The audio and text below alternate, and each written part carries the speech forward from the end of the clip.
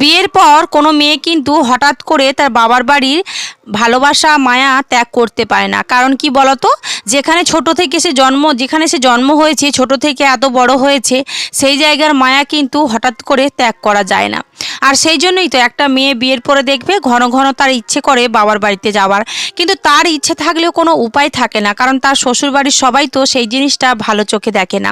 কিন্তু দেখবে শ্বশুরবাড়ি যদি কোনো মেয়েকে বিয়ে দেওয়া হয়, মানে তোমার যদি কোনো ননদ থাকে, তাহলে দেখবে তার বিয়ের পরে তার ঘন ঘন বাপের বাড়িতে আসাটা কিন্তু তোমার শ্বশুর শাশুড়ির ভীষণ ভালো লাগে।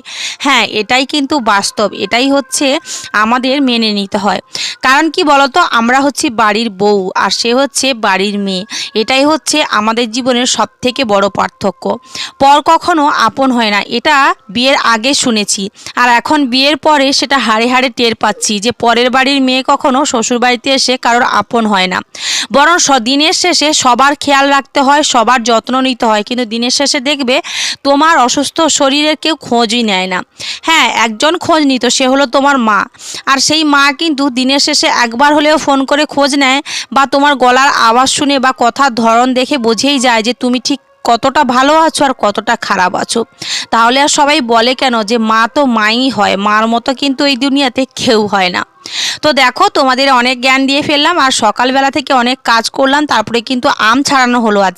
আজ হচ্ছে আমের আচার বানাবো, তবে আজকে বানাবো না, আজকে কেটে ধুয়ে রেখে দিচ্ছি, যখন বানাবো তোমাদের সাথে একটা ব্লগে শেয়ার করব।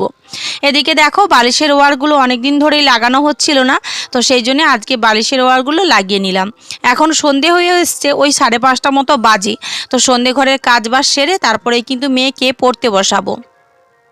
সত্যি কথা বলতে, আমার বিয়ের পরে কিন্তু আমার বাবার বাড়িতে যেতে খুব ইচ্ছে করতো, তবে যেতামও, কিন্তু তার জন্য ভীষণ কথাও শুনতাম। আসলে কি বলতো, শ্বশুর বাড়ি নয় জমের বাড়ি, জানো তো, এটা বিয়ের আগে মা কাকিমা জেঠিমা সবাই বলতো যে শ্বশুর বাড়ি নয় জমের বাড়ি। এখন সত্যি সেটা হাড়ে হাড়ে টের পাচ্ছি, সত্যি এটা শ্বশুর বাড়ি নয় জমেরই বাড়ি, যেখানে 4 দেয়ালের মধ্যে আমাদের মতো বউদের সবসময় বন্দি থাকতে হয়। তো দেখো, এদিকে আমি দুপুরে রান্না করছি ল্যাটা মাছের ঝাল। তোমরা কারা কারা ল্যাটা মাছের ঝাল খেতে ভালোবাসো অবশ্যই কমেন্ট বক্সে কমেন্ট করে জানিও।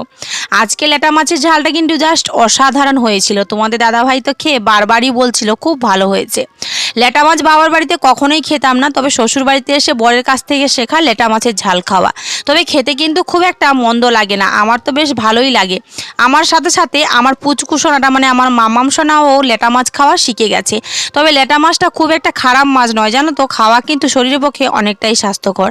রাতে বেলাতে রান্না করলাম ঢ্যাঁড়স মাখা, মানে ঢ্যাঁড়স মালা করেছি, আর মামামের জন্য করেছি আলু মাখা, আর আমাদের জন্য করেছি